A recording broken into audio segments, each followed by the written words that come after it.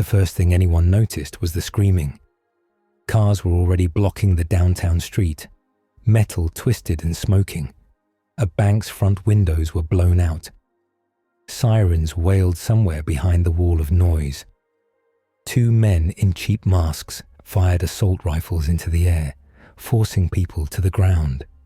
And in the middle of it all, a glowing woman tried to smile for a camera. Starlight's boots crunched on broken glass as she stood between the robbers and the crowd. Her white and gold suit was smeared with soot. Lights from the news drone above caught the shine in her eyes. "Put the guns down," she called. "Nobody else has to get hurt." One of the men waved a camera crew closer with the barrel of his rifle. "Yeah, then tell the 7 to get the hell out of the way. We're not scared of some..."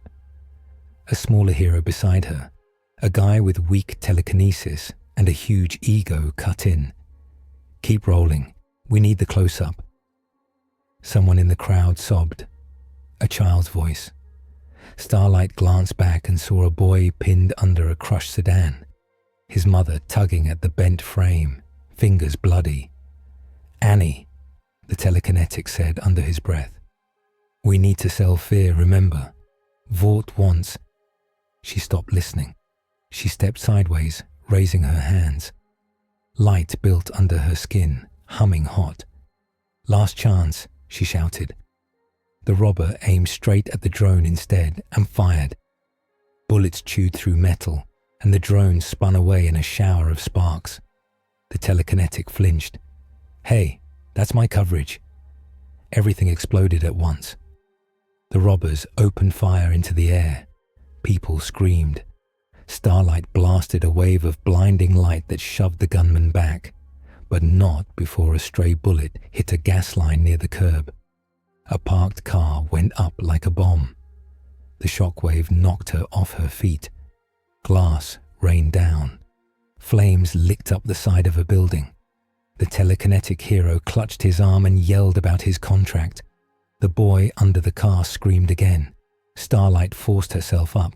Her ears rang. Heat beat at her face. She focused on the car, on the boy's wide eyes, and started toward him. The sky ripped open. It didn't look like thunder. It looked like someone had taken a knife and cut a line across the blue. A jagged crack of deep violet light spread over the street, widening as if the sky itself was peeling back. Everyone stopped. Even the gunman stared. Something fell out of that wound. It wasn't a bird. It wasn't a plane. It was a metal pod trailing fire and black smoke, screaming through the air. It hit the street hard enough to shatter windows on both sides and blow a crater in the asphalt. A shockwave rolled out, knocking Starlight down again and flipping one of the robbers onto his back. For a heartbeat, the world was just dust and ringing ears. Then the pod moved. Starlight pushed hair out of her face and stared. The object was half buried in the road, armor plates bent and scorched. White UNSC letters were stamped on one side, burned but visible. It looked like a drop pod from a sci-fi movie. A heavy metal door blew off with a loud bang and smashed into a nearby parked car. Something climbed out. He was tall, taller than Homelander, she realized later. A giant in green power armor, shoulders broad enough to fill a doorway. His visor was a smooth gold mirror. He stepped onto the street like he had done this 1,000 times. Dust slid off his armor. Blue light flickered over him, like a shield rebooting. He didn't say a word. He just scanned the chaos. Starlight saw where he looked. Burning car, pinned boy, scattered civilians, 2 gunmen scrambling for their weapons. The armored man moved. He reached the boy first. Metal groaned as he got his hands under the car's frame and lifted. The sedan rose like it weighed nothing. The boy's mother dragged her child out, sobbing. A second later, the car slipped from his hands and crashed back down, but the kid was safe. "Get clear. A flat, deep voice spoke from inside the helmet. Starlight blinked. "Who are you?" He didn't answer. His head turned, tracking the gunman. One had propped his rifle on rubble, aiming at the crowd. The armored figure drew a black rifle from his back in one smooth motion. 3 shots, each one cracked sharp and precise. The gunman's rifle flew from his hands, broken in half. The second robber yelped as a shot hit the ground in front of him, kicking up chips of concrete. He dropped his own weapon and raised both hands. Starlight had seen heroes blast enemies through walls for less. This man had gone for the guns, not the people. The telekinetic hero stumbled over, holding his bleeding arm.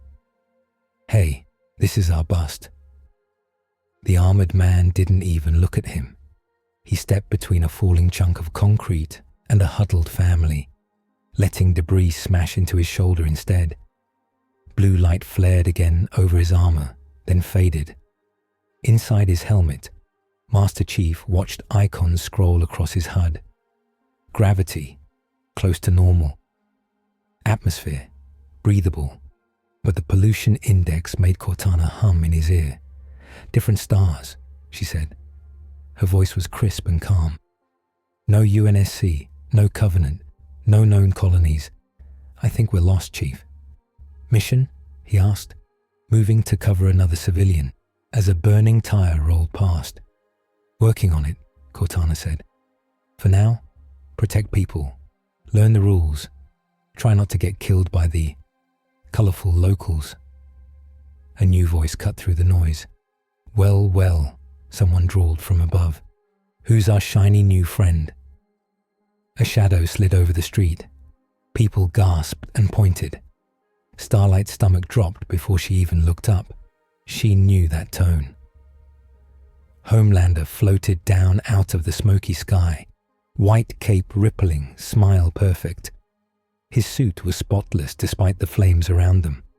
He landed with a soft thud a few meters from the armored stranger and stood there, hands on his hips, like a poster come to life. Cameras buzzed back to life, new drones rushing in from every angle. Ashley was already shouting instructions into a headset somewhere off-screen. Homelander's eyes flashed red for just a second as he studied the green armor. Then his smile widened. "Welcome to Earth, soldier," he said. He sounded friendly. It did not feel like a welcome. Starlight stayed where she was, a few steps back, light still humming faint under her skin. From here she could see everything.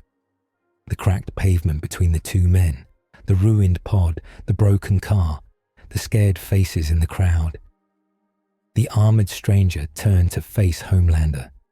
He didn't flinch. He didn't look impressed. His rifle stayed pointed down, finger off the trigger, but his whole body was ready. Inside his helmet, Chief let his eyes track the airborne subject. Flight, eye-based energy projection, high-speed descent without visible injury, strong enough to be a problem. He filed it away like any other battlefield threat. Cortana whispered, "I am picking up a lot of cameras, Chief, and one very unstable ego." "Copy," Chief said quietly. Homelander stepped closer, lowering his voice so only the nearest mics would catch it. "Nice entrance," he said. "Love the armor. Very military. I'm Homelander. I keep this planet safe." Chief didn't answer right away. He glanced once around the street, making sure no new threats were forming, then spoke in that same calm tone. "Master Chief, John 1:17. I protect whoever is in front of me," he said. "Doesn't matter the planet." Somewhere in the crowd, someone's phone caught that line. It would play on every screen in the world within the hour. Vought got to him first. They always did. A black armored van with the Vought logo rolled up to the cordon within minutes. Uniformed security pushed a path through the crowd, forming a wall between civilians and the two men in the street. A medic checked the boy Starlight had saved.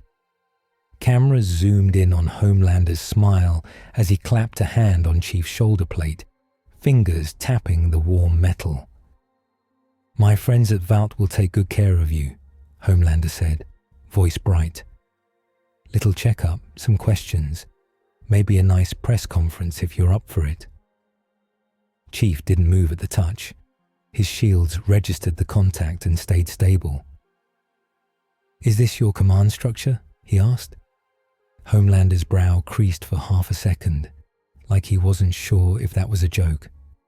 "Yeah, sure," he said. "Something like that." Ashley rushed up then, tablet in hand, headset half off her ear. Her smile was wide and shaky. Hi, welcome. You're amazing," she babbled at Chief. "We are so grateful you protected these people. If you could just, come with us for a quick debrief. Maybe remove the helmet for a nice clean hero shot." Chief looked at her, then at the blood on the pavement, then back up at the rip in the sky that was slowly knitting itself, closed. "No," he said. Ashley blinked. "No. To which part?" "Helmet stays on," he said. "I'll come. I need information." Ashley swallowed. Great. We could work with that. We can workshop the helmet. Maybe a sticker line. That's fine." Starlight stepped closer as they led Chief toward the van. "Hey," she said quietly. "Thank you. For the kid." Chief looked at her for a long second. She held his visor gaze with her own tired eyes. "You tried," he said. "That matters." Then he ducked into the van, metal plates scraping the doorway. The doors slammed shut behind him. Homelander watched the van pull away, smile slowly fading. His eyes narrowed, red glinting just a little brighter.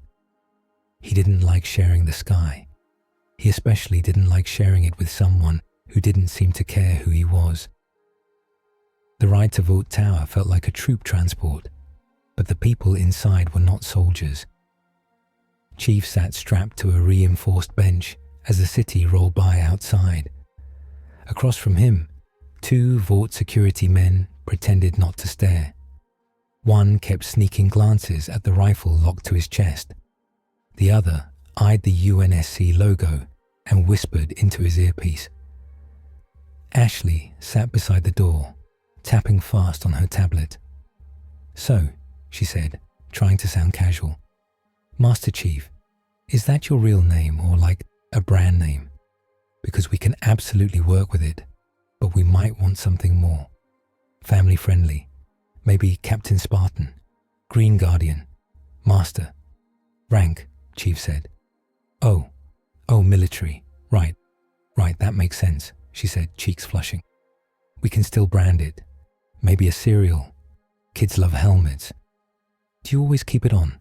Is there hair under there? Can we get a comb deal?" Inside his helmet, Cortana chuckled. "I like her," she said. "She's trying so hard to monetize you." Chief said nothing.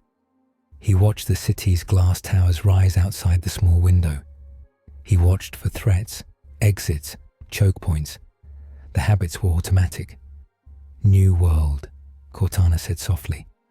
"Unknown power structure, unknown alliances, unknown tech. But one thing I do know. Whoever runs that skyscraper we're heading toward thinks they own heroes." Chief's hand shifted slightly against the restraints. He tested the strength of the metal. It would not hold him if he really wanted out. "We'll see," he said.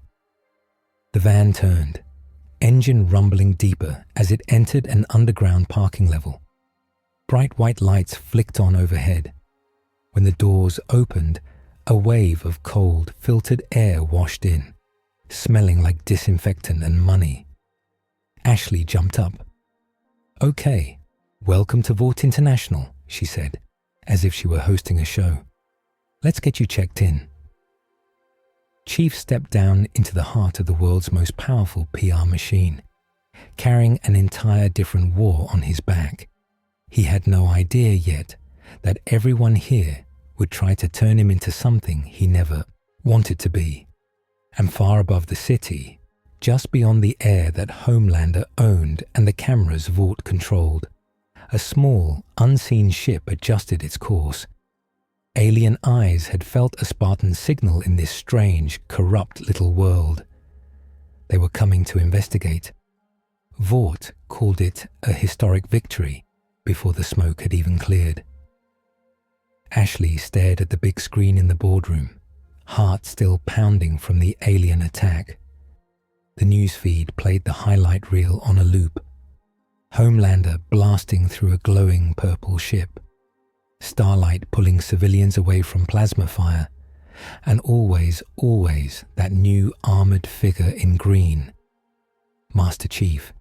He carried a bleeding man over one shoulder while firing with the other hand. He used his own body to block falling rubble. He barked orders at heroes who usually only took orders from the camera. The editors made sure Homelander's scenes got the slower cuts and heroic music. They still couldn't hide that. When the aliens came, the man in the armor had been the one in control. Ashley pulled her eyes away and looked across the table. Stan Edgar sat at the head, calm as ever. Suit perfect, hands folded. There was a little scratch on the glass wall behind him from when the building shook. He didn't look at it once. People are scared, one exec said, flipping through numbers on a tablet. Aliens are trending higher than Save Our Soups ever did. Compound V sales inquiries are spiking in overseas markets. Good, Stan said. Fear is fuel. Ashley cleared her throat. Also, Master Chief is polling very well. Kids love him.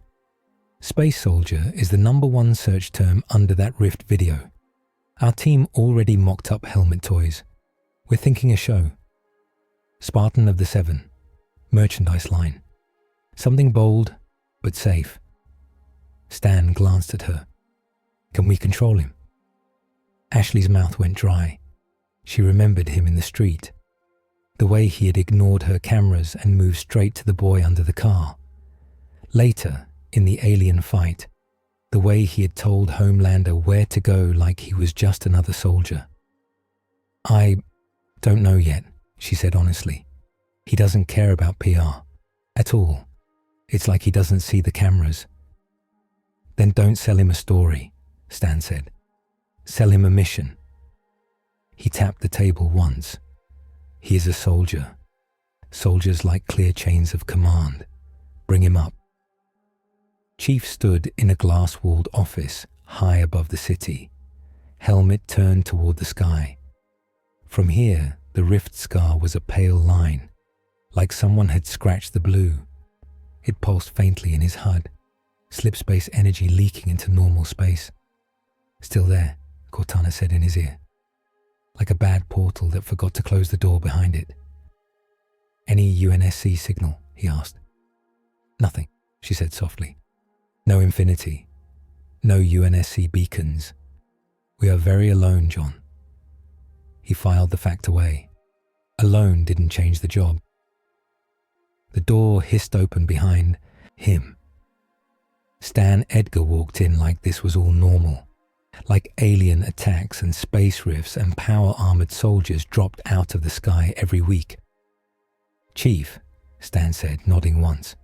Or do you prefer John? Master Chief is fine, Chief said, not moving from the window. Stan came to stand beside him. The aliens, he said. They are from your world. Not mine, Chief said. My galaxy. Different. Close enough, Stan replied. They followed you here. It wasn't a question. Chief respected that. They did, Chief said. They won't stop because of one fight. Stan's eyes stayed on the skyline.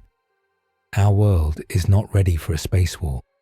We barely keep our internal problems under control. But with you here, perhaps that can change. Chief finally turned to face him. Let me guess, Cortana muttered. Here comes the sales pitch. We can give you what you need, Stan said. Resources, access to global leaders, legal cover to operate openly, You can command 7 operatives in the field. Use our satellites, our labs, our production lines. We will put every tool we have in your hands to defend Earth." "And the price?" Chief asked. Stan smiled a little. "You will be one of us, Vort's Chief of Global Defense. The world will see you beside Homelander, beside the 7. We'll set the agenda together." Chief watched him. He had seen generals make offers. He had seen Oni lie without blinking. This man reminded him of both, but colder. "I read your files," Chief said. "Civilians killed, towns ruined, covered up. You created these soups to sell them. You still do. Someone had to take power out of the hands of governments and put it into the hands of shareholders," Stan said. "This planet was going to build gods one way or another. At least ours speak English." Chief said nothing. "You are a soldier," Stan went on. "You understand that ugly means are sometimes necessary for survival. You have killed children who might have grown up to be Covenant leaders." Chief's jaw clenched under the helmet. He didn't answer that. "Work with me," Stan said quietly. "You can save more lives than you ever could on your own, or with our enemies." "Who are your enemies?" Chief asked. Stan's eyes met his. "Anyone who tries to control this power without us," he said. "Anyone careless enough to blow up labs in the name of truth. A few small groups think that way. I'm sure you will meet them." Chief thought of the scruffy man with the hard eyes watching footage of him on an old TV.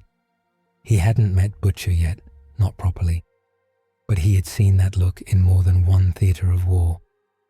"You offer command," Chief said, "but you still speak like I'm a weapon." "You are," Stan said. "We both know it. The question is who you point at." Cortana sighed. "Charming." Chief looked back at the sky. "I'll use your satellites," he said at last. "Your data. I'll help stop the aliens and protect civilians." Stan's smile returned. "That sounds like—" "But I won't wear your brand," Chief added. "I won't be on your cereal boxes. I won't cover for your mistakes. And if you're part of the threat, I'll stop you too." Stan's smile didn't fully disappear. It just moved to his eyes. "Then we have an understanding," he said. "No," Chief replied. "We have rules." And to Chief, that was the only way this worked at all. They tried the health check next. Ashley did her best to make it sound friendly. "We just need to run some scans," she said as Chief stood in a clean white lab room. "Make sure our new hero isn't going to, fall apart on live TV. Or melt." Chief stood on a platform surrounded by machines. Robotic arms with scanners and needles rested at his sides like sleeping spiders. "I don't need a checkup," he said. "Everybody does," Ashley said, smile tight. "Legal says we have to. It's good TV. We can cut it into a getting to know our new defender montage." On the other side of the glass, doctors in Vought coats watched monitors. One whispered to another, pointing at a diagram of Chief's armor. Ashley could almost hear the words: sample, prototype, patent. Cortana sighed. "They want your blood, Chief, and probably a piece of your armor. I'm seeing 3 unauthorized data parts in their system already." "Block them," he said. "Already did," she answered. "But I can't slap their hands forever." The machines hummed to life. Scanning beams swept across Chief's armor. A robotic arm extended a needle toward his neck seals. The needle stopped an inch away. The arm jerked, sparked, and then went limp, smoke curling from its joints. "What the?" one of the doctors yelped behind the glass. Cortana hummed innocently. "Oops. Hardware failure. So sad." Another arm tried to take a micro slice of his armor. Its cutter bit into green metal and shattered, shards pinging off his chest. Blue light flashed as his shields responded. Alarms blared. The platform shut down. Ashley rubbed her temples. "Okay," she said. "New note. No needles, no saws, no touching the armor. Got it. We can say your biology is too different for Tess. That's mysterious. People like mysterious." She still couldn't stop thinking of how much money they could make with a Master Chief origin movie. She also couldn't stop thinking about the way his visor had turned toward the glass when the needle came out. No fear, just quiet warning. He stepped off the platform and walked past the glass. The doctors froze under his gaze. "This was your free try," he said. No one moved until the door closed behind him. The boys did not wait for an invite.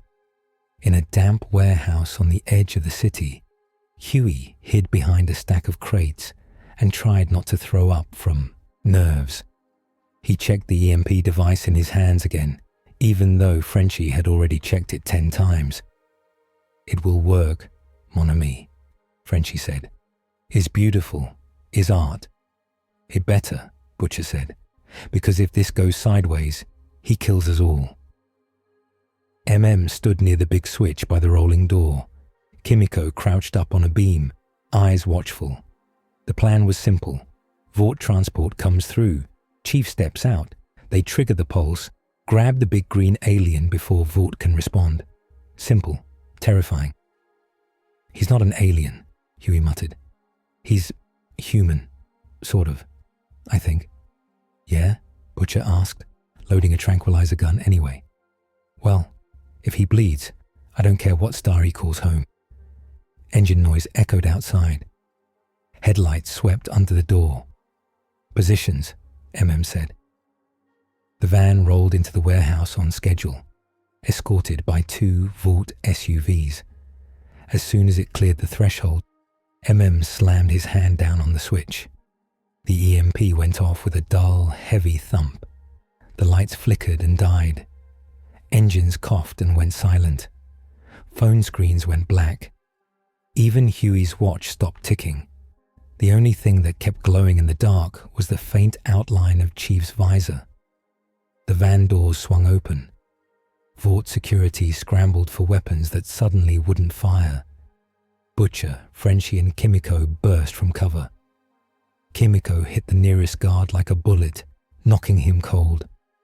Frenchie hurled a flashbang into the SUVs and laughed as the drivers cursed. Butcher aimed his tranquilizer gun straight at the huge dark shape stepping out of the van. The dart hit Chief's chest and bounced off, snapping in half. "Right," Butcher muttered. "Should have seen that coming." Chief didn't reach for his rifle. It was dead weight without power anyway. Instead, he moved forward with empty hands, fast but controlled. He grabbed the barrel of one guard's useless rifle and twisted, spinning the man into 2 others and sending them crashing to the floor. He sidestepped Kimiko's first rush by inches, letting her momentum carry her past. "Stand down," he said calmly. Nobody did. Kimiko recovered and lunged again, fists striking his armor. The blows were hard enough to dent steel. His shields flickered, battery draining faster than Cortana liked. "EMP hit us too," she warned. "Shields are low and not recharging yet." Chief shifted his footing. He let Kimiko punch his shoulder, then trapped her arm and pivoted, setting her back on her feet instead of snapping the joint. She bared her teeth but paused, confused by the mercy. Butcher came around from the side with a stun baton, aiming for the back of Chief's knee. Chief moved just enough. The baton cracked against his calf plate instead and broke. The 2 men stood face to face. "Hello, love," Butcher said, breathing hard. "Name's Billy Butcher. We need to talk." Chief looked around. The Vought guards were down but alive. The vans were dead. Kimiko watched him like a cat, ready to spring again. Huey held the EMP box and wished he were anywhere else. "Talk fast," Chief said. They tied nothing around him. The ropes would have been pointless. They just closed the loading bay doors and stood in a rough circle in the dim light. Butcher played the footage on an old TV from a hidden drive. Compound V experiments. Children hooked up to machines. Towns wiped off the map, then wiped from the news. Homelander's worst accidents, the ones Vought buried deep. Vought made soups, Butcher said. They still make them. They sell them, like guns. And when the guns go off in the wrong direction, they pay off the mess and roll ad campaigns. Chief watched the images without speaking. His hands stayed at his sides. You've seen war, Butcher went on. But this is a company making little gods and renting them out, then pretending it's all about truth and justice. Huey couldn't stop looking between the screen and Chief's visor. He wanted to know what the soldier was thinking, but the gold mirror gave nothing back. We're not saints, MM said. We've done bad things trying to stop worse things, but Vought needs to go down. Homelander needs to die. You've seen what he's like. Help us.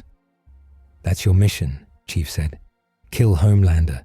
Destroy Vought. Damn right, Butcher said. You're a weapon. Use yourself properly. Cortana spoke, quiet but sharp. We are not his gun, Billy. You think I haven't seen things like this? Chief asked. Children turned into weapons. Governments lying. People dying in the dark. He remembered other labs, other programs. Then you know why we can't wait, Butcher said. You saw that rift up there. You saw those aliens. You think Vought is going to stop at Compound V. They're already licking that thing like an ice cream cone. Huey stepped in. Chief, he said, you saved people, on the street. During the alien attack, you told them where to go, not the cameras. We just want a world where that's normal, where power doesn't mean you can do anything. Chief looked at him. Huey's hands shook a little, but he didn't look away. I am not here to pick a side in your personal war, Chief said. I'm here because that rift is open and the Covenant do not stop. If they find a way to bring a fleet, this planet burns. So you protect the planet, Butcher said. Protect it from the aliens up there and the aliens in capes down here. 2 birds, 1 stone. Chief shook his head. Soldiers follow rules, he said. Yours are kill them all and sort it out later. That's not a plan. That's rage. Butcher's jaw tightened. Starlight's voice cut in from the shadows. He's right. Everyone turned. Annie stepped out from behind a column, hoodie up, hair tucked under a cap. Huey had texted her earlier, heart full of panic. She had come anyway. Annie, Huey said, relief flooding his face. You found us. Vaught's tracking teams did too, she said. I distracted them as long as I could. We don't have much time. Her eyes went to Chief. You saved people today, she said. Twice. Not for cameras, not for sponsors, just because you could. That's what soldiers do, he said. No, she replied. That's what heroes should do. Soups are supposed to, but we're stuck in a machine. Vaught's machine. We're trying to break it from the inside. The boys are trying from the outside. And you want me to pick one, Chief said. Annie shook her head. I want you to pick people, she said. Not brands, not revenge, just people. For a moment, the warehouse felt very quiet. Cortana said softly, She reminds me of some of your Marines. Chief thought of young faces, scared but brave. People who had followed him because they believed in something larger. You want me to help you destroy Vought, he said to Butcher. Butcher nodded once. You want me to help you clean Vought, he said to Annie. She flinched a little at the word clean, but nodded too. Chief looked up through the roof to where his HUD still marked the rift scar. He thought of the Covenant ship that had retreated, of the Forerunner signals Cortana had sniffed at the edge of it. "I'll gather intel," he said, "on Vault, on the Rift, on anyone trying to use it." "Is that a yes?" Huey asked. "It's not a no," Cortana said. "For him, that's progress." "Why should we trust you'll use it right?" Butcher growled. "You shouldn't," Chief said. "You should watch me, same as I'll watch you." He turned toward the door. "You can't walk out of here," said. "EMP fried your suit. Vought will." "My systems are already resetting," Cortana said. "Shields in 3, 2, 1. Blue light flickered back over Chief's armor. He stepped to the bay door and pulled it open by hand. Metal shrieked. Sunlight poured in. Outside, sirens wailed in the distance. "Next time you grab me," Chief said over his shoulder, "make sure you actually want to kill me, because that's what that move means in my world." Then he walked out into the light, leaving the boys in the dark with their anger.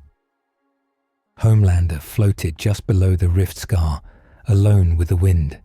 From here, the city looked like a toy set. Ant-sized cars crawling along lines, tiny flashes of phones held up to the sky, all of them looking up at him, or at what had been up here earlier. He stared at the pale cut across the blue. It hummed at the edge of his hearing, like a distant radio station he couldn't quite tune. Vought had rigged some new tech to listen to it.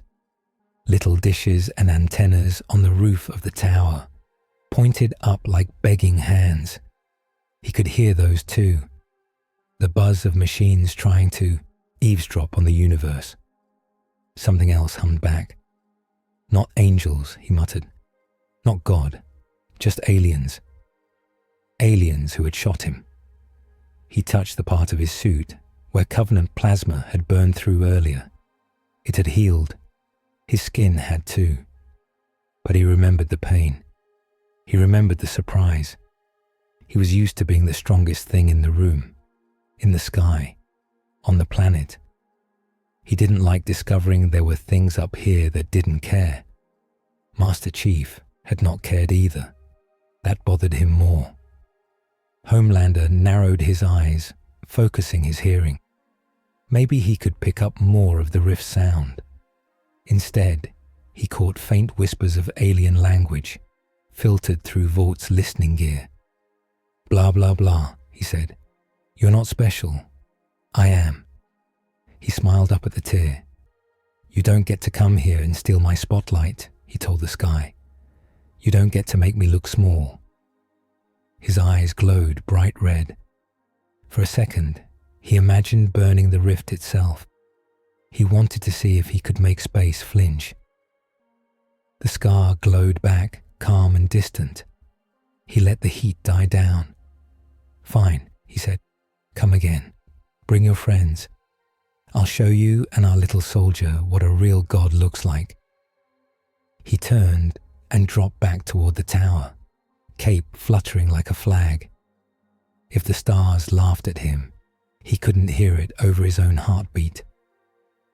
Victoria Newman met Master Chief in a quiet conference room that smelled like coffee and fresh paint. The windows were one-way glass. Outside, cameras flashed as reporters shouted about aliens and soup oversight. Inside, everything was calm. She walked in with a stack of folders under one arm and a warm, tired smile. "Master Chief," she said, "I'm Congresswoman Victoria Newman. Thank you for protecting my city." He stood at the end of the table, massive in his armor. His visor reflected her face back at her. "Congresswoman," he said. "Please sit if you're comfortable," she said, taking a chair. "I know Stan has his own ideas about how to use you. I want to hear yours." He sat, the chair creaking a little under the weight. "I want to close the rift," he said, "and stop anyone using it." "Vought says they're working on that," she replied. "I don't trust them. You probably shouldn't either." He didn't answer. I'm trying to keep Soups in check, she went on. I push for laws, for oversight, for accountability. But Vought has money and power. We need allies who can't be bought. Her eyes were steady, open, sincere. If Chief had not been trained to read people under fire, he might have believed every word. Cortana whispered in his ear. Pulse, pupil response, micro-tremors in her hand. She's scared, but not of you. And she's lying about something. Newman slid a folder across the table. These are files we've managed to pull together on Vaught's hidden operations. Black sites, secret labs, off-the-book shipments of Compound V. Chief glanced at it, but didn't reach out. You want me to do what with this? He asked. Survive, she said simply. This planet needs you alive. Whatever you decide to do with Vought, I want a line to you, a direct one. So if they go too far, we can act together. Her gaze flicked to his helmet seals for a fraction of a second. His systems registered tiny fluctuations in the air pressure around her fingertips under the table, like energy building and fading. He filed that away too. Noted, he said. She leaned back, letting out a breath. You're hard to read. You're not, he said. Her smile twitched. As he left, Cortana said, She can explode heads with a thought, Chief. She's done it before. Files say so. She didn't try, he said. Not yet, Cortana agreed. But in this world, the people with smiles worry me more than the ones with guns. Chief said nothing. He stepped out into the hall, where the noise of the press hit him like a wave. For the first time since he had dropped into this universe, he realized something important. The aliens weren't the only ones playing with forces they didn't fully understand. That night, Chief stood alone on a rooftop, watching the city lights. The rift scar glowed faintly above, a wound that refused to heal. What are you thinking? Cortana asked. Mission is unclear, he said. Is it? She replied. We've got aliens sniffing around, a corporation using superhumans as brand ambassadors, a mad god in red, white and blue who doesn't like competition, and now politicians who secretly blow up skulls. Seems pretty clear to me. Too many fronts, Chief said. Too many variables. No UNSC, no command, no backup. She was quiet for a second. John, she said more gently, you've been without a real chain of command before. You picked your own mission then. You saved lives because nobody else could. He remembered Reach, Earth, the Ark. Times when orders had broken down and survival had become the only goal. You think this is the same, he said. I think these people are in over their heads, she said. The boys, Vought, the Soups, the government, they're all pulling in different directions. Meanwhile, that thing in the sky is wrong, and someone, somewhere, is already trying to harness it. As if to underline her point, a faint ping echoed on his HUD, a new energy source in the city's outskirts. Covenant signature mixed with something else. See, Cortana said. Someone found alien toys. Chief watched the blinking marker. Then we start there, he said. We find whoever is playing with Covenant tech. And if it's Vought, she asked, then we know who the enemy is, he said. He stepped back from the edge. Cortana, he said, mark the location. We're going hunting. The warehouse on the edge of the city did not look like the place where the end of the world would start. It looked like any other distribution center. Vought logos on a few crates, trucks backing in and out, security at the gate bored enough to scroll on their phones. From a hill overlooking the site, Mother's Milk lifted his binoculars and swore under his breath. Definitely Vought, he said. V Brand Nutrition, V Health, some generic covers, but no visible lab gear. But the energy readings don't lie, Cortana said, her voice coming from Chief's suit and a small earpiece Huey wore. There's Covenant tech in there, or something built from it. Frenchie grinned. Alien tech in the hands of idiots, my favorite. Remind me why we're doing this your way and not mine, Butcher asked, chewing on a piece of gum like it was Vort's throat. Chief stood a few steps back from the ridge, green armor blending into the shadows. We go in quiet, he said. No civilian casualties. We gather intel, we leave. And then what? Butcher snapped. We send a strongly worded letter. We put mean comments on Vort's socials. Then I decide what needs to be destroyed, Chief replied. Love the confidence, Frenchie said. Very sexy. Little fascist, but sexy. Huey looked between them. I told Starlight about this, he said. If it goes bad, she might show up. Just heads up. Butcher rolled his eyes. Of course you did. checked his watch. Night shift change is in 10 minutes. That's our window. We get in, get eyes on the alien toys, get out. Nobody goes cowboy. He looked pointedly at Butcher and then at Chief. The running gag came back in a small way.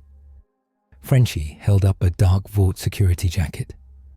For stealth, he said, handing it toward Chief. You wear this, you look like one of them. Very undercover, very James Bond. Chief stared at the jacket. It won't fit, he said. Maybe just a hat, Huey offered weakly. Chief stepped past them without taking either. Stealth is not about clothes, he said. Stay close, stay quiet. But the merge potential, Frenchie whispered to Huey. Imagine the little jackets. They moved like shadows through the loading yard. Chief went first, his armor systems damped to reduce noise. Cortana fed him real-time feeds from hacked security cameras. Guards walked lazy patrols, chatting, smoking. A few extra cameras focused on one section of the warehouse. That's our interesting corner, Cortana said. Too many eyes for just bottled V. Kimiko slipped past a pair of guards, her feet silent.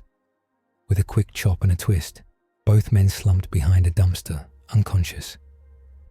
and Huey dragged them further into the dark. Inside the warehouse, rows of crates formed long corridors. Labels read V+ Wellness, V Baby Care, V Fuel. Huey swallowed hard at that last one. I'm patching into their inventory, Cortana said into his ear. This is normal product. Bad, but normal. But there's a subsection with no records. That has to be it. Chief led them deeper. The air grew colder. The hum of machines grew louder. Finally, they came to a heavy door marked with a simple sign. Authorized personnel only. Butcher smirked. That's us then. Chief placed his hand against the frame. Reinforced, he said. Electronic lock. Motion sensors on the other side. I can breach, but they'll know. We can do subtle, Frenchie said. He pulled out a chip, slid it into the keypad, and hummed a tune. Little gift from our new AI friend. The light on the panel flicked from red to green. Doors open, Cortana said. Cameras on this side are in a loop. We have maybe 5 minutes before someone notices something weird. They slipped inside. The room beyond did not look like the rest of the warehouse. It was a lab. Tanks lined the walls, full of pale blue liquid. Shapes floated inside. Humans, or something that had been human once. Wires and tubes hooked into their arms. Some had strange patches of scale skin. Some had odd ridges along their bones. In the center of the room, on raised platforms, pieces of Covenant metal glowed faintly. A plasma pistol casing, a broken energy sword hilt, a chunk of hull plating humming with leftover power. Vought scientists moved between stations, taking notes, adjusting dials. Huey's stomach flipped. They're mixing alien tech with V, whispered. Frenchie's eyes were wide. Magnifique, he breathed. And by magnifique I mean absolutely horrifying. Chief stepped closer to one of the tanks. A young man floated inside, eyes closed, chest rising and falling slowly. His skin shimmered with faint purple lines, like covenant energy had left scars under his flesh. Vitals unstable, Cortana said, scanning him. Energy output off the charts. If he wakes up, he'll either explode or take this building with him. Butcher's face hardened. These bastards never stop. A scientist turned and froze. Who? Kimiko was on him in an instant, hand over his mouth. Chief caught her wrist before she snapped his neck. No unnecessary kills, he said. Butcher glared but said nothing. Alarm started to beep on a nearby console. Guys, Cortana said. We have a problem. One of the energy readings just spiked. The pale blue liquid in one of the tanks began to swirl. The figure inside twitched. His eyes snapped open, glowing bright violet. Oh, hell, Huey whispered. The glass shattered. The hybrid hit the floor on the hands and knees, coughing blue liquid. His skin was patchy, some normal, some covered in a rough, scale-like texture. Covenant glyphs glowed faintly along his arms. He looked around with wild, unfocused eyes. Then he screamed. The sound was half human, half something else. The tanks around him began to vibrate as his power surged. Machines flickered. The Covenant metal on the platforms hummed in answer. Contain, Chief barked. Kimiko lunged. The hybrid jerked up faster than she expected, grabbing her by the throat and throwing her across the room. She hit a tank and cracked it. Liquid started to leak. Kimiko, Frenchie shouted. Chief charged the hybrid, armor plates clanking. He hit like a truck, shoulder slamming into the hybrid's chest. They went through a table and crashed to the floor. Up close, Chief saw the boy's face. He couldn't be older than 20. Tears mixed with the glowing lines under his skin. I don't want, the hybrid gasped. It hurts. A wave of energy blasted out from his body, slamming Chief back. His shields flared dangerously low. His power is unstable, Cortana said. They stitched Covenant energy nodes into his nervous system. He's basically a walking bomb. More tanks shattered under the shockwave. 2 more hybrids tumbled out, coughing and fanged and screaming. One had elongated limbs and too many joints. Another's eyes were solid, burning blue with no whites. They saw Chief's armor and Kimiko's stance and the Vought coats. They attacked everything. The room exploded into chaos.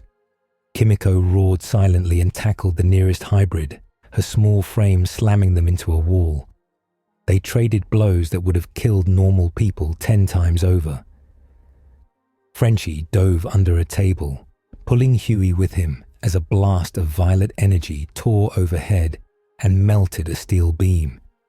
Butcher raised his gun and fired, but the bullets bent around a glowing shield around one hybrid's body. Normal rounds aren't going to do it, Cortana snapped. Chief. I know, he said, rolling to his feet. He grabbed a piece of broken Covenant hull from the platform. It burned cold in his hand. He jumped into the path of another wave and slammed the metal into the ground, grounding some of the energy. It still threw him backward. New plan, Cortana said. Don't let them all wake up. If 4 or 5 of these things sync up, they will crack the city. Then we keep them down, Chief said.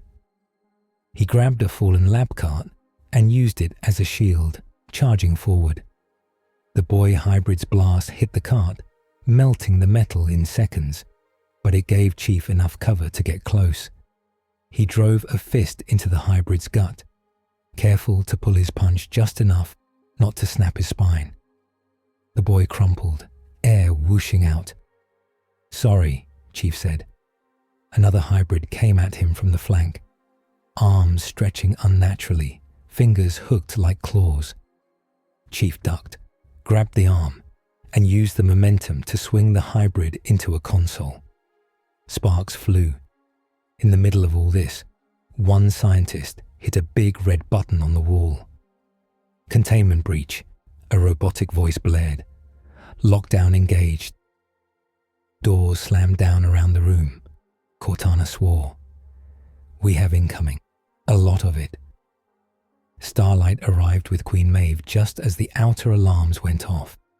The two women stood outside the main warehouse doors, looking up at flashing red lights. I told you this place was bad news, Starlight said, clutching her phone. Huey's last text, lab, alien stuff, need help, still glowed on the screen. Maeve took a swig from a flask and sighed. Every place Vought touches is bad news, she said. Let's go save your boyfriend. Again. They shoved the doors open and stepped into a storm of sound. Sirens wailed. Workers ran in every direction. Security shouted into radios that didn't work right because of the earlier EMP residue. A guard tried to block them. Authorized personnel only. Maeve backhanded him into a stack of boxes without breaking stride. Cortana pinged Chief. We have friends at the front door, she said. Starlight and Maeve. I like them better than the last batch of heroes we met. Guide them, Chief said, throwing a hybrid into a wall. On it, Cortana replied. Starlight's phone buzzed. A simple line of text appeared on the screen. Left, straight, down the hall. Third door, hurry. Okay, that's not creepy, Annie muttered, but she followed. They barreled down the hall, smashing through a sealed inner door with combined force. Light built under Starlight's skin, crackling along her hands. They burst into the lab just as one hybrid hurled Kimiko across the room a second time. Kimiko hit the floor hard and didn't get up right away. Kimiko, Frenchie cried. Maeve didn't hesitate. She launched herself at the hybrid, ramming them shoulder first. They skidded across the floor in a blur of limbs. Starlight saw Chief in the middle of it all, fighting 3 hybrids at once, movements tight and exact. She also saw Huey under a table, trembling but alive. Relief hit her like a wave. Annie, focus, Maeve grunted, grappling with the long-limbed hybrid. Light, now. Annie nodded, eyes blazing. She drew power from the emergency lamps and overhead bulbs, pulling it into herself until her skin shone white gold. Then she let it out. A wave of radiant light crashed through the room. It wasn't heat, it was force. It knocked hybrids off their feet, blinded them for a second. Machines sparked and went dark. Chief's visor auto-darkened. His armor took the hit, shields flaring but holding. That's one way to clear the board, Cortana said. The boy hybrid clutched his head, screaming. For a moment, he stopped firing blasts and just shook. Chief took the opening. He closed the distance and jabbed 2 fingers into a nerve cluster in the boy's neck, something he had learned from fighting brutes and elites who went berserk. The hybrid's eyes rolled back and he slumped, unconscious. Kimiko dragged herself up again, staggering, blood on her lip. She locked eyes with another hybrid and attacked, her face a mask of fury. They fought like 2 wild animals, clawing and slamming each other into tanks. Huey had to look away once, but he forced himself to watch again. Kimiko had been a lab monster once. She would not let these people stay that way. In a few short, brutal minutes, it was over. Breathing hard, Chief stood among broken glass and scattered equipment. Unconscious hybrids lay around them, still alive but contained. An alarm kept blaring about lockdown. Red lights pulsed. Nice of you to join the party, Butcher said to Starlight, wiping blood from his cheek. We were just about to start without you. Yeah, well, someone has to keep you from blowing up the city, she shot back. Maeve nudged a fallen scientist with her boot. So this is what they've been doing with their alien scraps, she said. Figures. We can expose this, Huey said, hope rising. We have footage. We have witness. A cold breeze hit his face. The temperature in the room seemed to drop a few degrees. Everyone turned toward the sound of slow clapping. Homelander hovered in the doorway, smiling a bright, sharp smile. His suit was clean.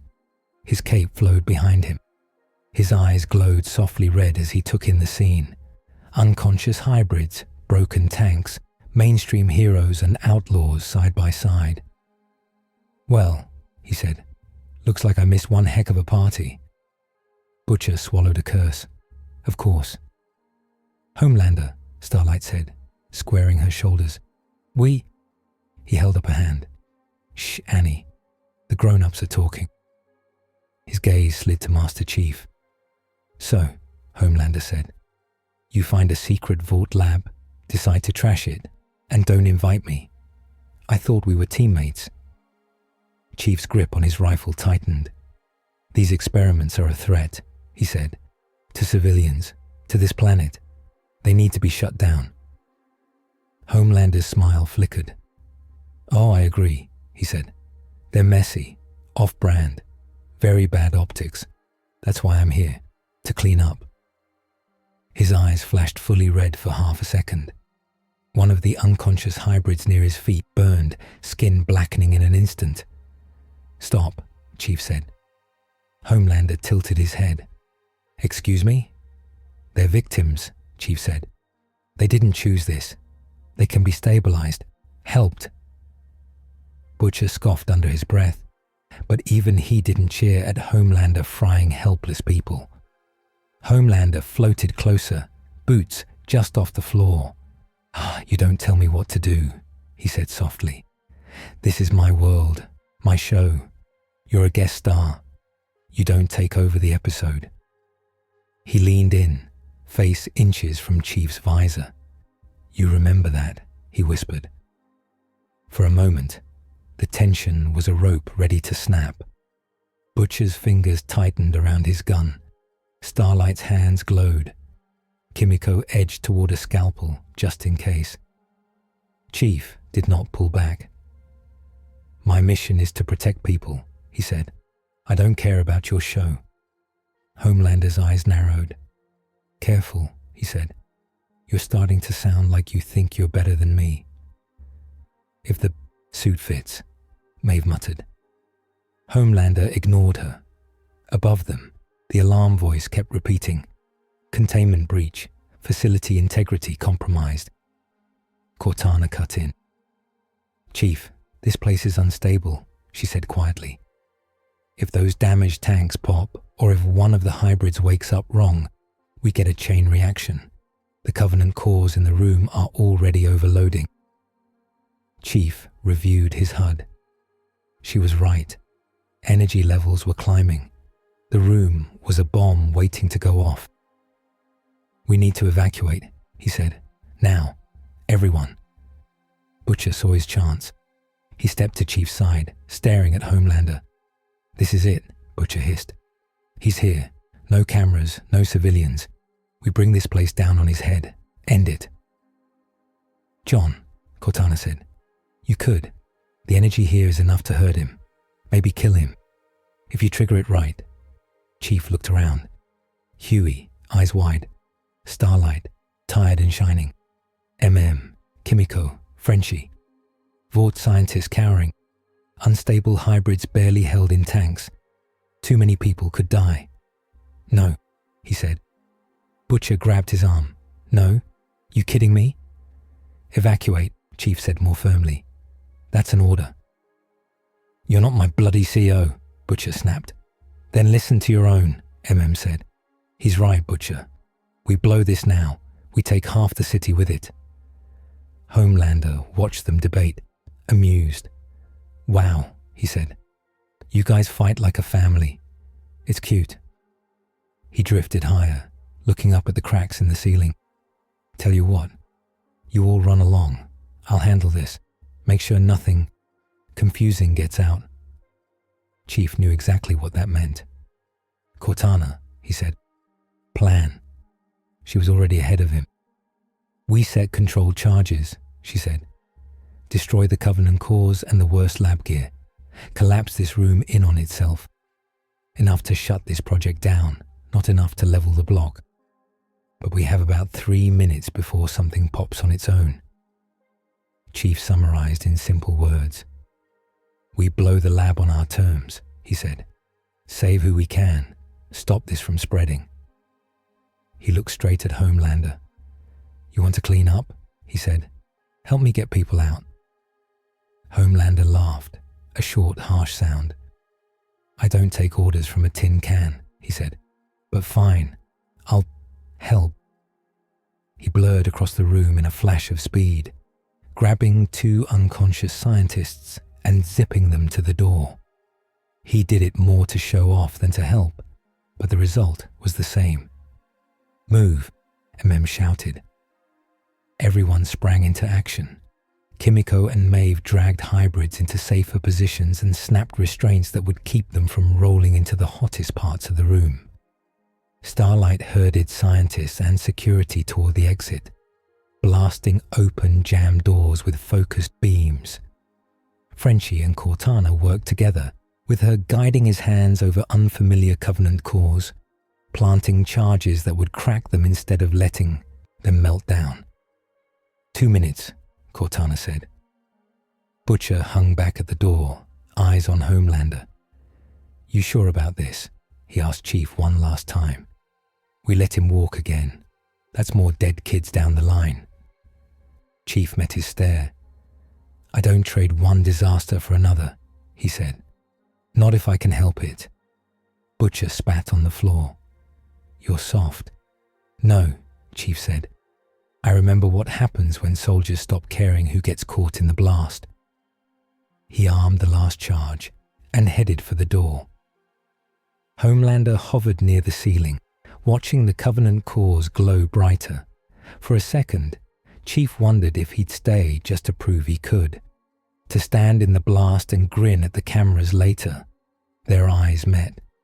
You better hope your little fireworks don't singe my cape, Homelander said. Move or don't, Chief replied. Timer doesn't care.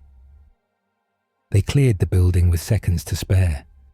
Outside, in the loading yard, workers and guards huddled behind trucks. The boys, Starlight, Maeve, and Chief stood together, breathing hard.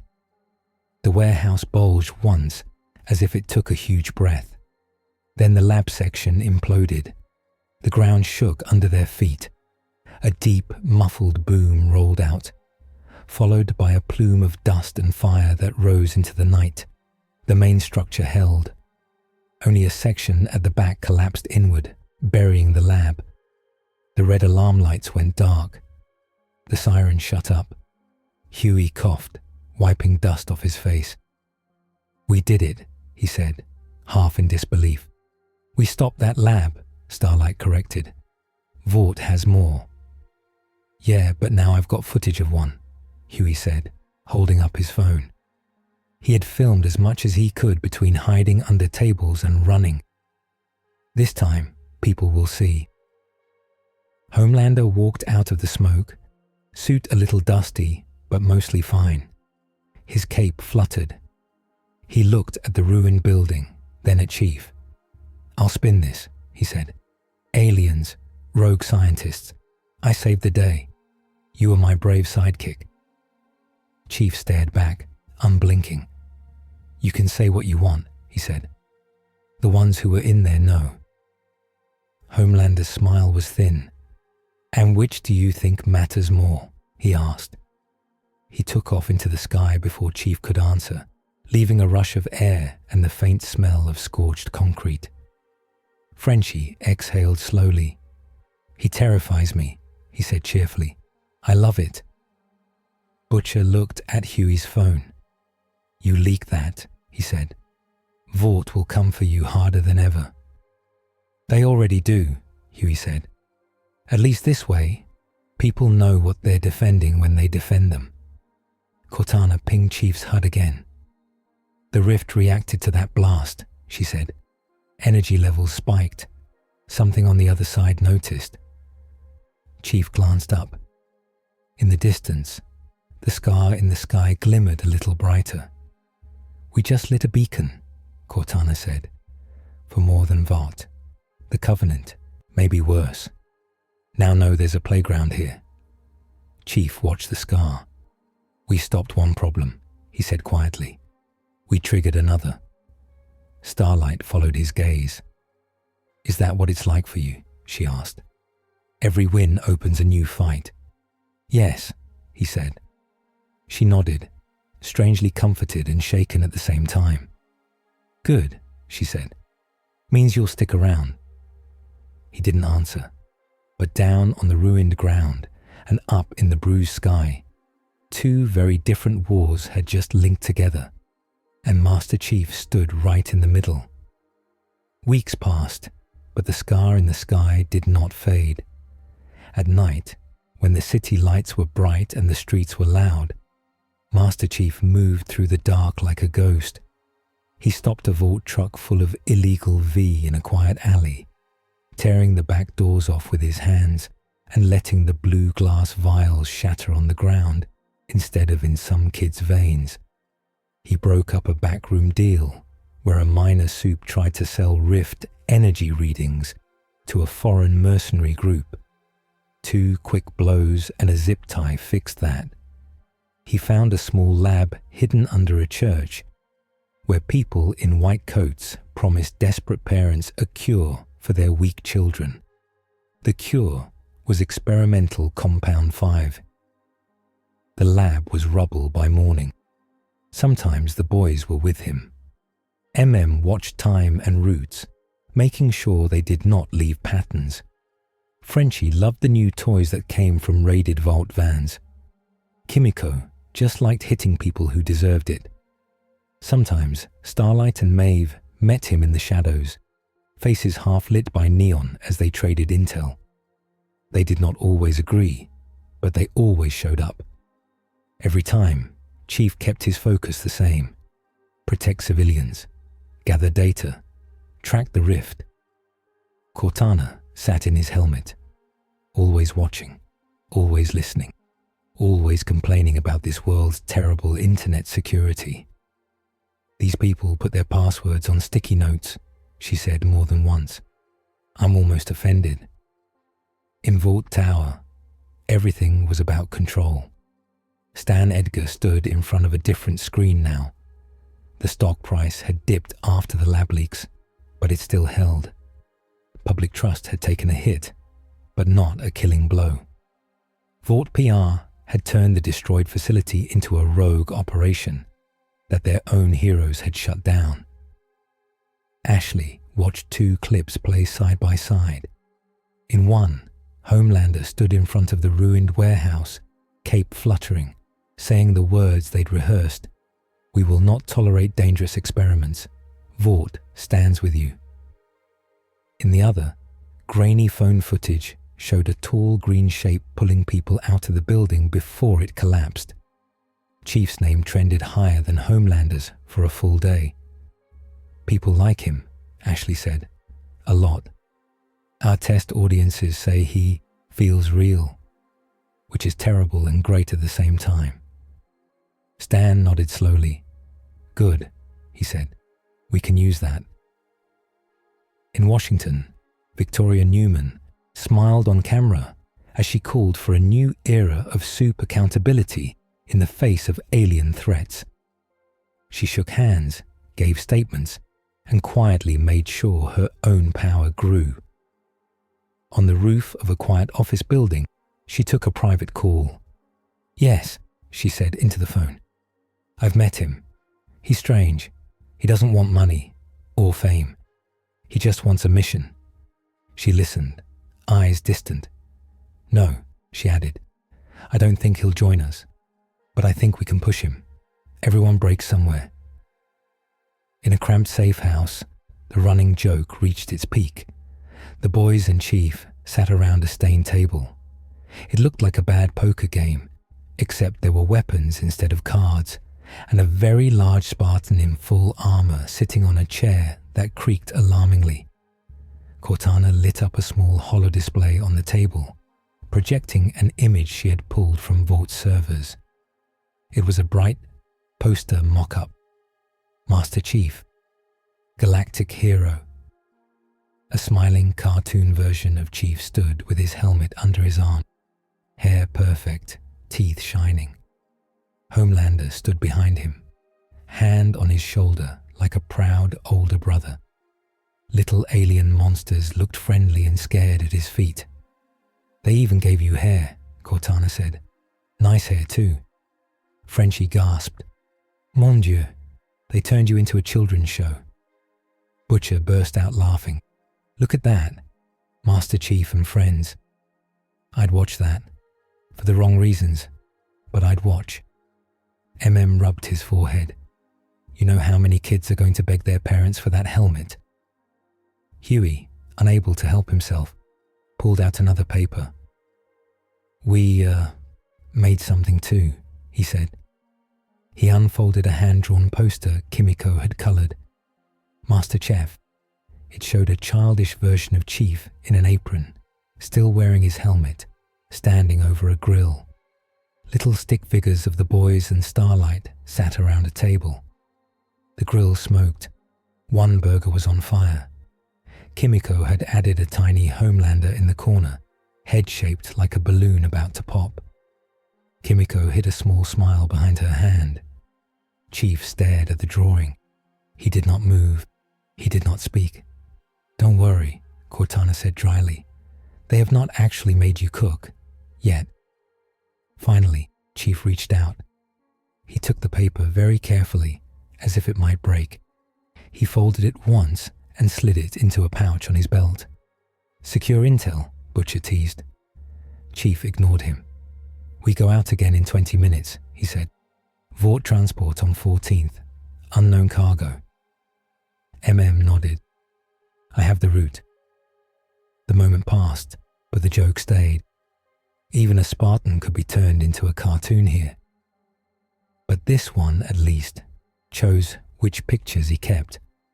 The formal offer came a few days later. It wasn't from Stan this time. It came from Newman. They met in an underground command center built under a government building. Screens showed satellite feeds of the rift, charts of alien energy spikes, news clips of Chief and Homelander. Newman wore a neat suit and her tired smile. Thank you for coming, she said. I know you don't like people wasting your time. I like clear objectives, Chief said. Good, she replied. We have one. Keep this planet alive. She showed him a 3D map of the rift. Thin Forerunner symbols floated around it, fed from data Vort, and the government had scraped from the ruins of the lab and the Covenant ship. We're working on a way to stabilize the breach, she said. To control it, seal it if needed. But we need someone who understands this tech. That's you. Cortana studied the images. They've got just enough information to be dangerous, she murmured. They are poking a lion with a stick. Newman clasped her hands. I can give you something Stan can't, she said. Legal authority, a mandate. You won't be a rogue soldier. You'll be the head of Earth's Alien Defense Initiative, answering to me, to the people. Chief watched her face. You pop heads, he said. She froze for a second. Excuse me. In hearings, he said. In corridors. When people become a problem, you kill them. With your power. Her smile did not reach her eyes now. I do what I must to protect this country, she said. This world. Sometimes that means hard choices. That's what Stan said, Chief replied. Newman leaned forward. If we don't centralize power, everyone dies, she said softly. Vort will grab what they can. Foreign governments will try. Soups will go rogue. The aliens will come back. Someone has to stand above all that and make the tough calls. I am willing to be that person. What you want is control, Cortana said in his ear, not just survival. Chief thought of Oni, of men and women who had justified anything if it meant keeping their own hands on the steering wheel. I won't be your executioner, he said. I won't be Stans. I won't be butchers. I choose my missions. Newman's jaw tightened. If you don't pick a side, you'll get crushed between all of them, she warned. I've been between worse, he said. He stood. This doesn't have to end in war between us, Newman said quickly. You could help me build something better than Vout. One chance. Think about it. I have thought about it, he said. And that was the end of that meeting. Homelander picked his own time. It was late, the city quiet. Chief stood on a rooftop near the rift's brightest point, scanning Cortana's latest readings. Energy's building again, she said. Someone is doing something big. We just haven't found the where yet. Wind shifted behind him. Homelander floated down and landed on the rooftop edge, cape flaring. No cameras, no cheering crowds, no PR team. Just the two of them and the distant hum of the rift. Nice view, Homelander said. Good place to brood. Chief did not turn. You came alone, he said. Of course, Homelander replied. This is between us. He walked closer, boots clicking on the concrete. You've been busy, he said, taking down V-Labs, stealing trucks, making my life harder. I've been stopping threats, Chief said. Homelander snorted. You really don't get it. I am this planet's protector. People look up and see me. They feel safe. They buy what Vought sells. They behave. They believe. You start tearing that apart, you tear the whole thing apart. He stepped right in front of Chief, looking up into the visor. You're a soldier, Homelander said. You know about chain of command. Well, here, it's simple. I'm on top. Stan points me at problems. I kill them. Everyone claps. That's how it works. Your command is fear and lies, Chief said. Mine isn't. Homelander's smile vanished. You think you're better than me, he said quietly. I think you're a risk, Chief answered. Red light bloomed in Homelander's eyes. Maybe I should show you what a risk looks like, he said. He fired. The beams hit Chief's chest at full strength. Shields flared bright blue. Chief slid back half a step, boots scraping. Pain hammered through his body as the energy tried to burn through armor that had stood against Covenant weapons. For a long second, it was a contest. Red against blue. Cortana shouted numbers. Shields at 40, 35, 30. John. Chief dropped to one knee, letting some of the beam wash over his shoulder plates instead of his chest. The energy scorched the building behind him, cutting a trench in the rooftop. He held his ground. Homelander stopped, breathing a little faster. You're tough, he said. I'll give you that. Chief stood again. My turn, he said. He did not swing a punch. He did not draw a gun. He took one step closer, so their faces were almost at the same height, visor to bare eyes. You can kill me, Chief said. Maybe. Or I can kill you. Maybe. Either way, this world loses its best chance against what's coming through that rift. He jerked his head toward the scar in the sky. Aliens don't care about your show, he said. They don't care about Vought. They don't care about your flag. They glass planets. They harvest life. You think you're a god? They think you're meat. Homelander's jaw worked. I'm not afraid of them, he said. Yes, you are, Chief said. Homelander's hand shot out, grabbing the front of Chief's chest plate, fingers denting the metal. Watch yourself, Homelander whispered. I can tear this open. I can... You can, Chief cut in. But you haven't. Homelander stared at him. For the first time, someone was calling his bluff without flinching. Down on the street far below, someone pointed a phone up at the sky. The screen glowed, tiny but real. Somewhere else, a Vought drone buzzed, having followed Homelander's heat signature out of habit. Cortana fed Chief a quick overlay. 3 cameras on you two, she said. Not close enough to hear, but close enough to see. He knows. He always knows. Homelander's eyes flicked to the side, seeing the same dots Chief did. If he killed the armored hero here in a beam of red light, the image would spread everywhere. Maybe people would cheer. Maybe they'd panic. Maybe they'd start asking who he killed next. He released Chief's armor slowly. "We are not done," Homelander said. "We never are," Chief replied. Homelander flew off, leaving the air hot and buzzing. Cortana let out a breath she didn't need. "I really don't like that man," she said. "Focus on the rift," Chief said. But inside, he had logged something important.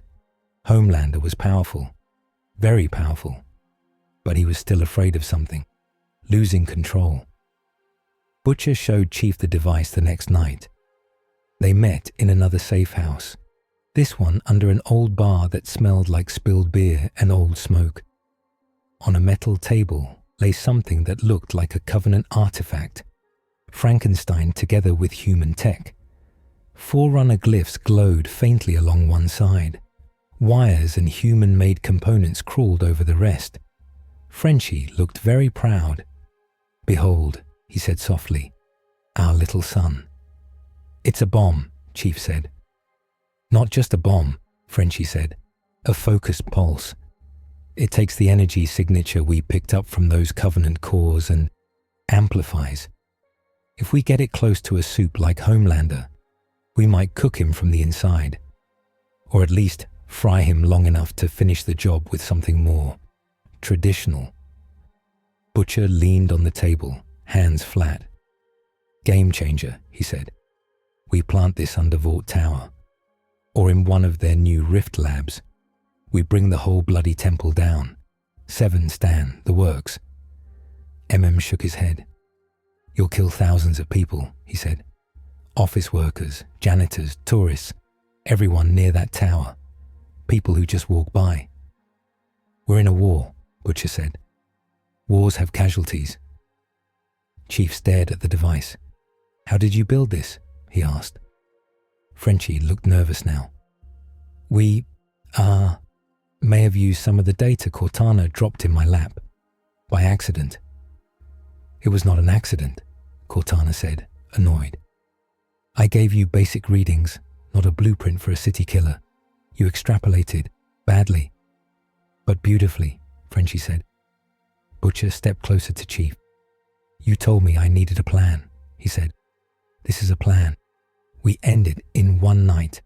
No more Homelander. No more Vought." "At that cost?" Chief asked. Butcher's eyes were hard. "You've done worse," he said. "Don't tell me you haven't. You glassed cities to stop the Covenant. You killed whole ships full of beings." Chief remembered. He remembered every civilian convoy they had failed to reach in time. Every time orbital bombardment had been the only option left. "I did," he said. "I also carried the weight of those calls." "So carry this one," Butcher said. "Let me put this under that tower. You and your metal tutu distract Golden Boy. Frenchie hits the switch. Boom. We start over." Huey stepped in, heart racing. "No," he said. Butcher glared at him. "What did you say?" Huey swallowed.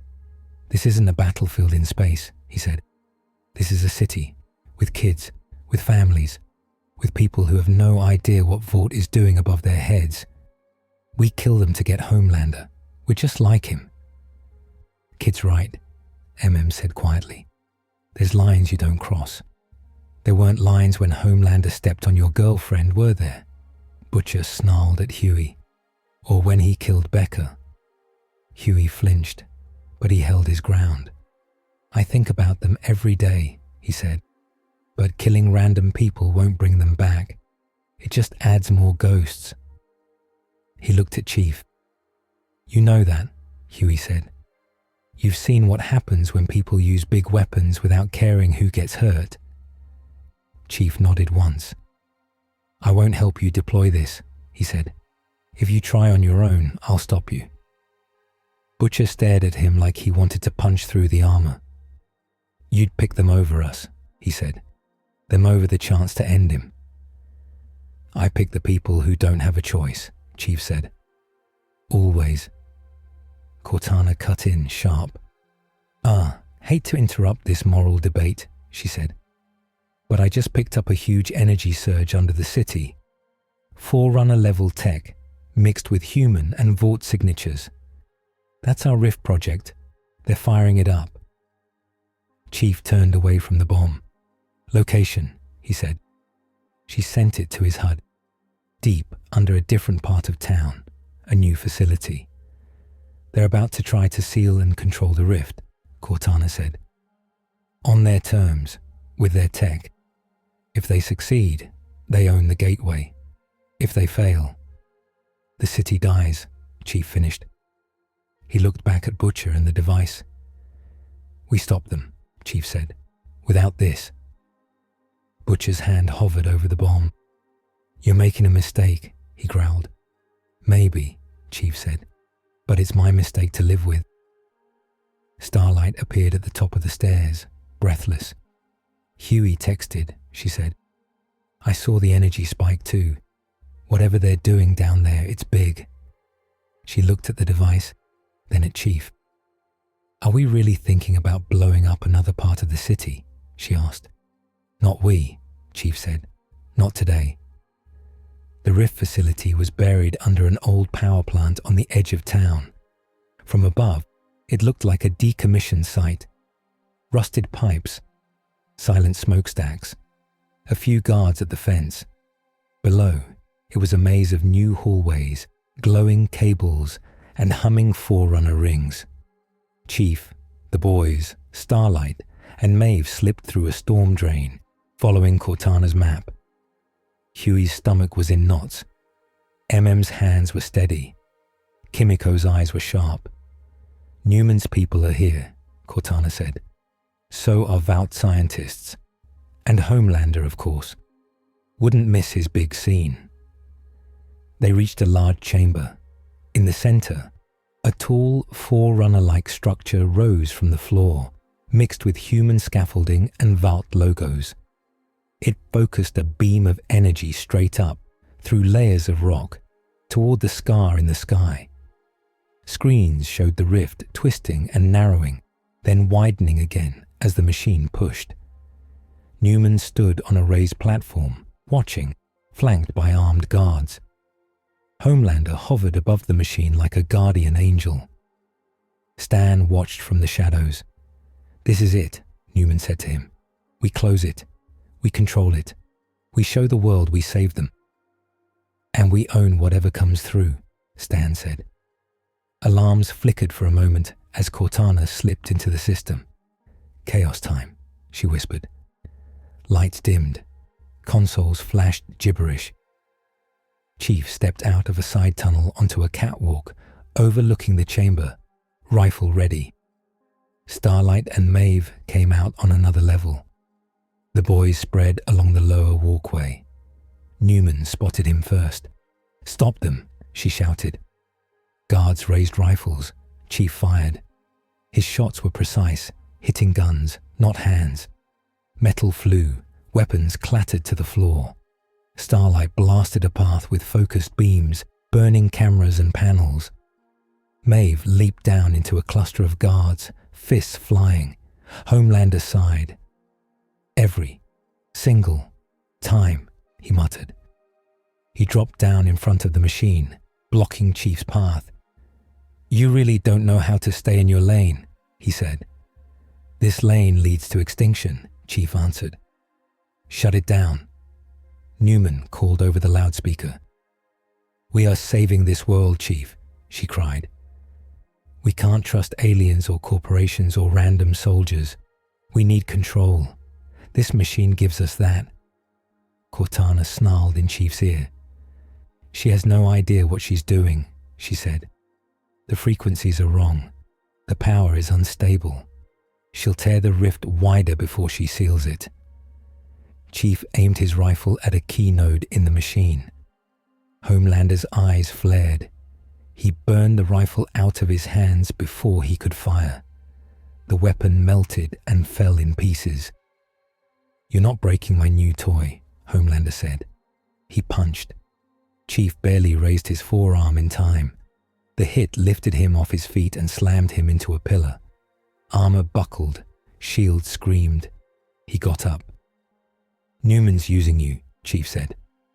Homelander lunged again, fists a blur. Chief blocked what he could, took what he had to, always moving to keep the fight away from the control panels and the others. Above, Starlight saw what was happening and started blasting at the machine instead of Homelander, trying to overload it from a different angle. Cortana screamed into her ear via Huey's link. "Don't hit that node," she said. "Hit the ring supports. We want it to fall apart, not explode." Huey shouted instructions. Starlight adjusted.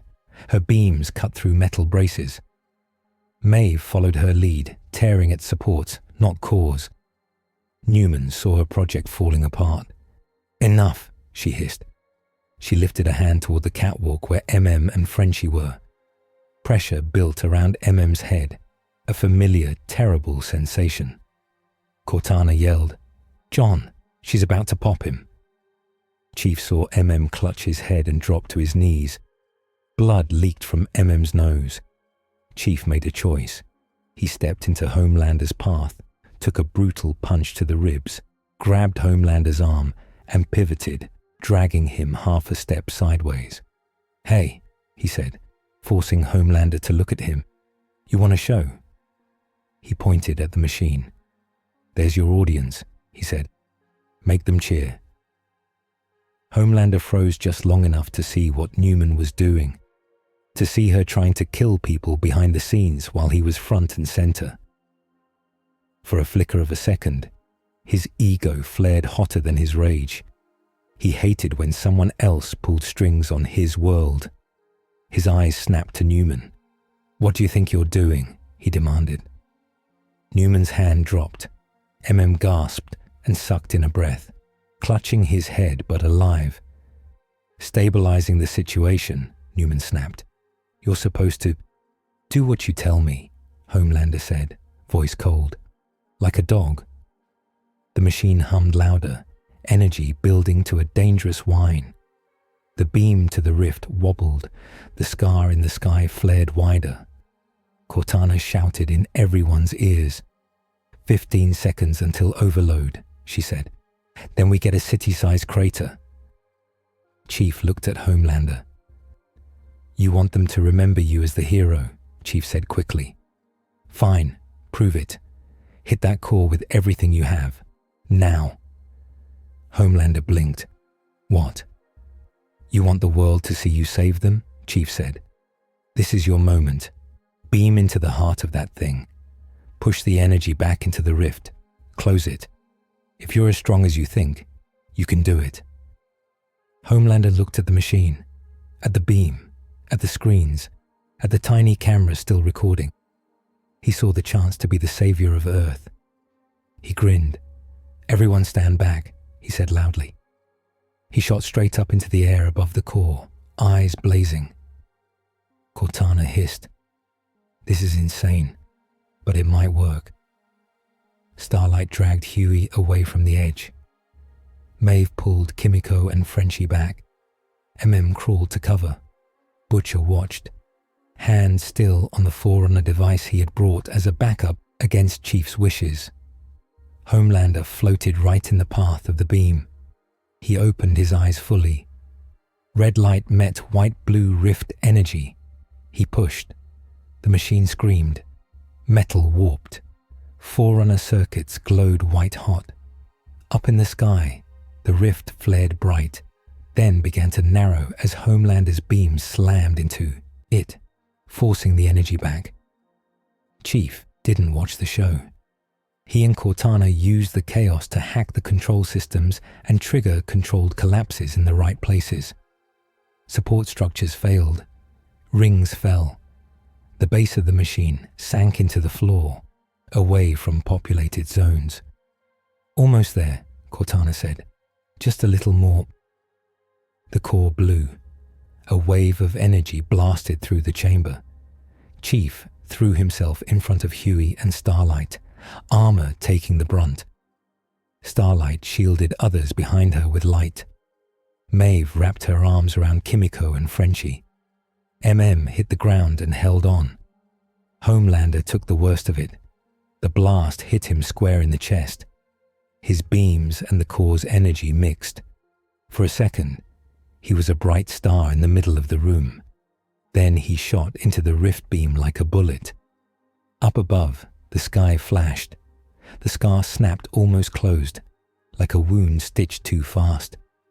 A faint, narrow line remained, but the roaring glow faded. In the chamber, Homelander crashed to the ground, smoking, suit ripped, cape burned at the edges. He lay still for a moment. Starlight's heart stopped. Then he coughed. He pushed himself up slowly, shaking. His hair was a mess.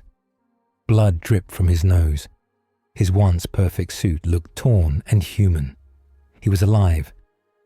But he was not untouched. He looked around at the ruined machine, at the collapsed chamber, at the people watching. In that moment, he knew two things. He had just saved the world, and he had needed help to do it. Newman stared at the wreckage of her project. "You idiots," she whispered. "Do you have any idea what you've done?" "We stopped you from owning a hole in the universe," Butcher snapped. "You're welcome." She glared at Chief. "This was our one chance," she said. "We could have controlled it, prepared. Now we're blind again." "No," Cortana said through speakers she hacked nearby. "Now you're not in the driver's seat. There's a difference." Newman's eyes flicked toward a nearby guard. For a moment, Chief thought she might try to pop someone's head to make a point. She didn't. Too many witnesses, too many cameras, too much chaos. Instead, she straightened her jacket. "This isn't over," she said. "You've made yourself a problem, Chief. For me, for Vought, for everyone who actually wants to keep this planet safe." She turned on her heel and walked away. Stan vanished into the shadows. Vought lawyers would be here soon. Later, above ground, as emergency crews swarmed the ruined plant and reporters shouted questions, Chief met with the boys and Starlight a little away from the lights. The sky was different now. The rift scar was smaller, thinner, a faint white line instead of a screaming wound. The energy readings were lower. The immediate threat of a full-scale invasion was gone. But the mark remained. Huey looked up at it, hands in his pockets. "Feels weird," he said. "Like a scar on the world." "Scars mean you survived," Starlight said. Chief stood a few steps away, watching the street, the sky, the people. Butcher approached him. "You could have let him die in there," Butcher said quietly, meaning Homelander. "In that beam. You had your chance." Chief did not answer right away. "I had a chance to gamble," he said, "on whether his death would be worth the fallout, on whether the rift would behave, on how many people would die if it didn't." He looked at Butcher. "I don't gamble with lives," he said. "Not if I can help it." Butcher shook his head. "You're too good for this world, mate," he said.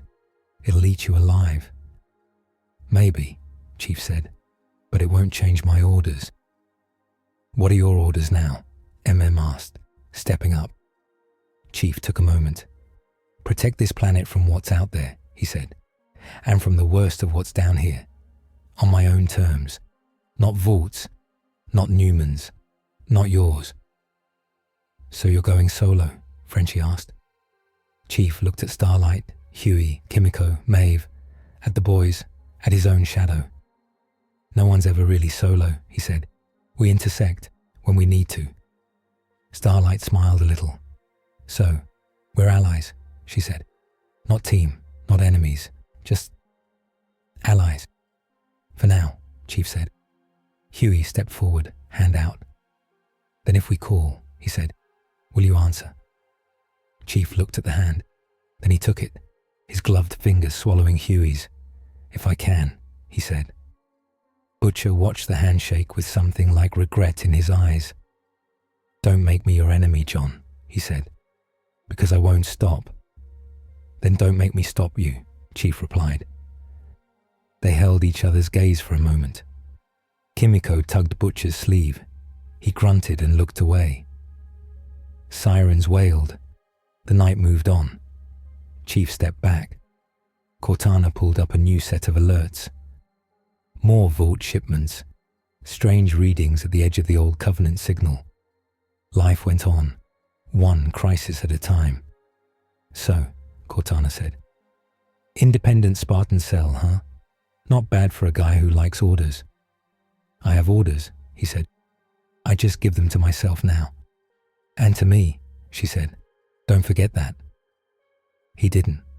The story could have ended there. It didn't. Because worlds do not stop when one mission ends. They just shift. Kids played in the street under the scar. It was thinner now, just a pale line, but it was still there. They called it the sky crack or the alien scratch. Adults argued about it on TV. Scientists wrote papers. Preachers preached.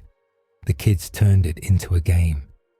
Two boys ran around with old bike helmets painted green, shouting, "Spartan, Spartan." One had drawn a little gold visor with marker. Another kid wore a red cape with a blue shirt and tried to shoot laser eyes by making pew-pew sounds with his mouth. "I'm Homelander," he yelled, jumping off a low wall. "I'm Master Chief," one of the helmet kids shouted back, pretending to lift a car. "I save people, not cameras." The others laughed and joined in. They argued about who would win in a fight. They argued about who was cooler. They argued about whether Chief ever took his helmet off. None of them knew that. On a rooftop a few buildings away, the real thing watched them. Chief stood at the edge of the roof, helmet off for once, tucked under his arm. The wind was cool on his scarred skin.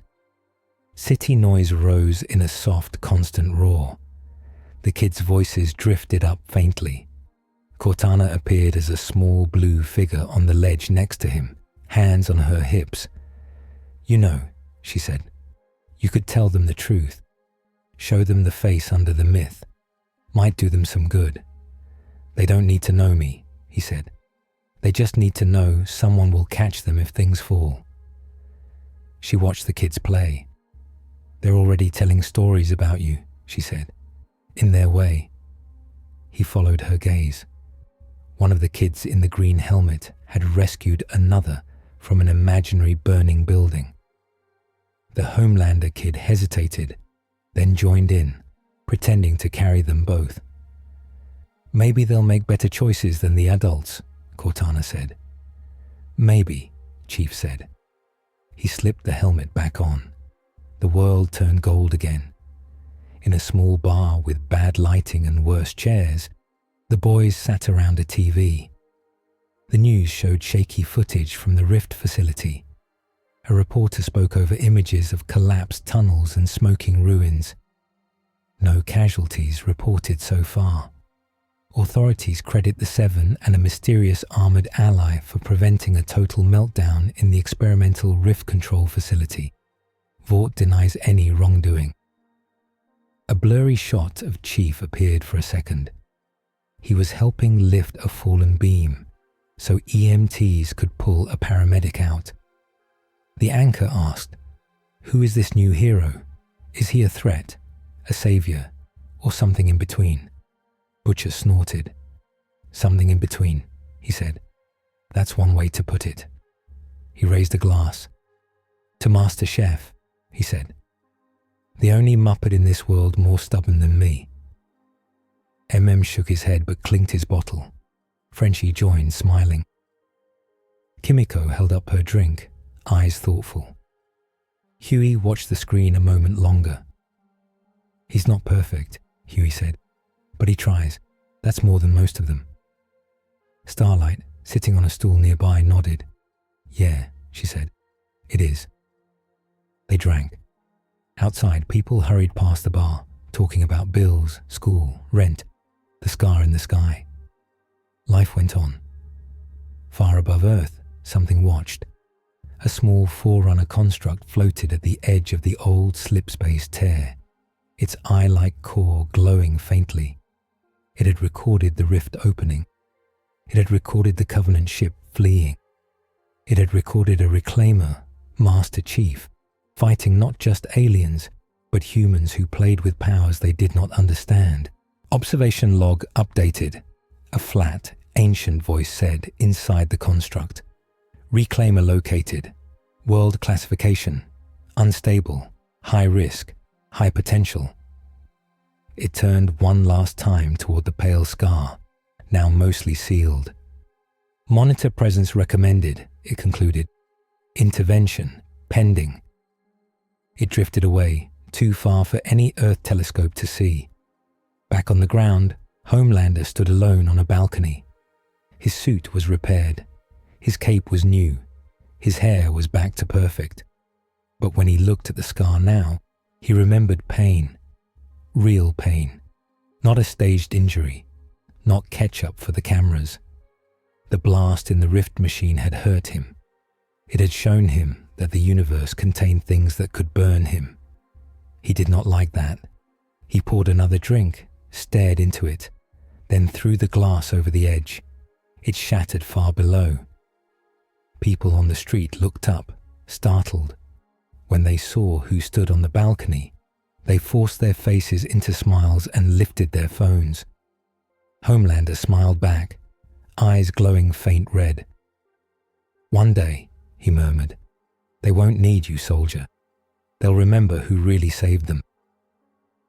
He looked at the scar and felt, for the first time in a long time, that maybe he was not the only one watching this world. He hated that feeling. He filed it away as a problem to solve later. On a different rooftop, Chief stepped off the edge. He fell for a few seconds, armor catching the air, then hit a lower roof in a roll, landing in a crouch. It was a quiet, smooth move, one he had done on countless worlds. Cortana brought up new alerts. "Vought transport heading west," she said. "Possible V babies inside. Also, weird Covenant energy signature in the hills." And the boys texted. "They say they have a bad idea they need a tall man for." Chief straightened. "Plenty of work," she added. "There always is," he said. He started running, boots thudding softly on concrete, moving from roof to roof. Above him, the scar in the sky glowed faintly, a reminder and a warning. Below him, a city full of lies and small kindnesses kept breathing. In between, an armored soldier from another world chose again to keep walking. Not for Vought, not for Newman, not for Butcher, for the people who would never know his name. And in a world built on fake heroes and bright, empty smiles, that quiet choice was the most dangerous power of all.